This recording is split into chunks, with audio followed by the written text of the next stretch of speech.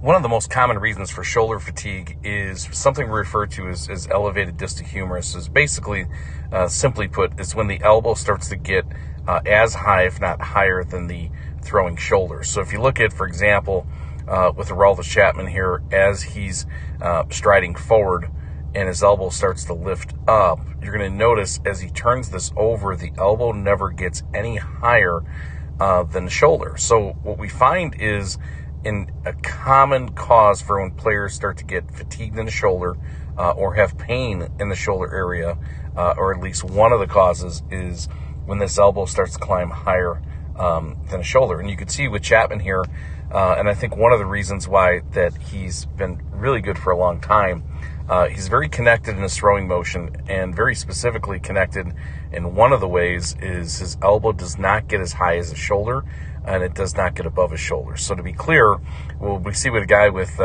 more commonly shoulder pain, shoulder fatigue, is his elbow will get up at least as high as his shoulder. So this kind of 90-degree angle you see here, you'll notice that his elbow is packed below, slightly below his shoulder. So what we see guys with commonly more shoulder issues, that we'll see that bicep and that shoulder, that elbow will start to get even with the shoulder. So that kind of 90-degree angle or L position you'll see will be higher.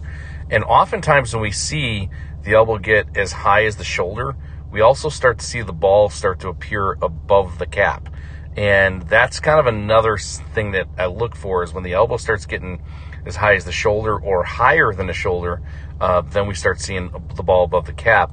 And then we start to pay attention to, does the athlete, is he complaining about any shoulder fatigue or shoulder pain, soreness? And we start to look at, okay, so let's pay attention how the arm feels. Also pay attention closely to, is this impacting his command or control? And also, is this impacting his velocity? And when I say velocity, it's not just on one particular day. Is it, are we seeing a fluctuation in velocity that's kind of major, where, say, he's throwing, say, 4, even 5 miles an hour faster on one outing, and you may see him 2 weeks later where his velocity's down, say, 3, 4, 5 miles an hour. So this is what we're looking for at the moment the front foot lands, is that this elbow would be below the height of the shoulder. And also during the arm action, we really prefer not to let this elbow get above the shoulder line. You can see right there, Chapman's elbow's not getting above the shoulder line. And then when he turns it over going into foot plant, you can see his arm is at a 90-degree angle. But very importantly, his elbow doesn't climb as high as the shoulder, and it does not get higher than the shoulder. So if I was grading this in terms of, efficiency, is basically what we do here at Fastball USA is we use the color system, and a color system is really simple. If that elbow's just a little bit below the shoulder, we're going to call that green. If it's at shoulder height, that's a warning for us, and the warning would be like we'll call it a yellow flag. And the yellow flag is, then we got to ask deeper questions: is how's the command control, how's the velocity, or the consistency of velocity, and how's he recovering? And then if that elbow is getting above the shoulder, that for us is a red flag, and definitely needs to be paying attention to. And then what we would do is just create a routine, a process, and a program. A little bit of is experimental, finding the right tools and the right drills that will then help the player. And again, when we say help, what are we doing?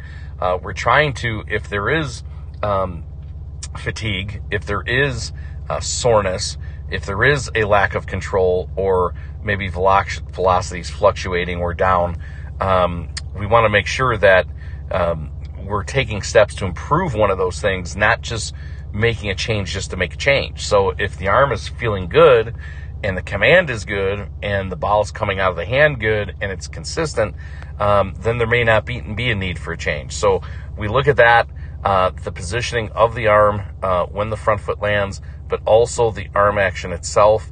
And if the elbow does not get as high as the shoulder, or more importantly, higher than the shoulder, then he should be good to go in the least for that checkpoint. So now there are other things that can cause stress to the shoulder, but this is one of the most common ones in arm action, is when the arm starts to get up too high where the elbow's even with the shoulder, or the elbow starts to get higher, and you'll start to see this ball of the hand come higher and higher when they throw. Which, by the way, from my experience over the years, this is a little bit more of a common thing that we see with younger players, youth into early teens, in part because that's they're just trying to learn how to get things coordinated, but in part also, some of the things that we think we're teaching that sound correct are often the things that are getting us out of sequence or getting that arm up early. And when I say out of sequence, that is also another thing for another video. So if you have any questions, let me know. But this is one of the common things we look for. Where is the arm as the front foot is landing, but also where's the arm during the entire arm action, and see if there's anything obvious that would start to create any shoulder fatigue or anything that would start to cause pain and soreness into the shoulder. This is Mike Ryan from Fastball USA. Check us out at www.fastballusa.com.